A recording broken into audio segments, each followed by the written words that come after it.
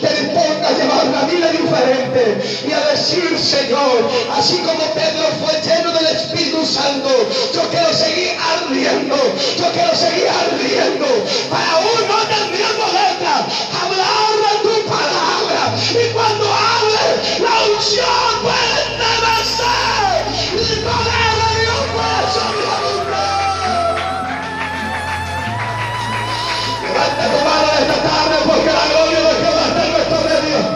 No deje de ser ejemplar, no deje de ser un hombre y una mujer de la cual está llegando una huella diferente a este mundo.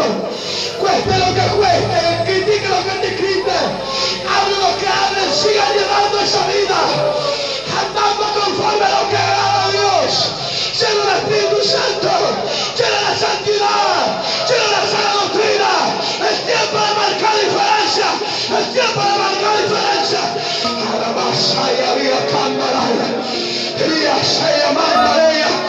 Ahí está el Espíritu Santo tocando, ahí está el Espíritu Santo tocando.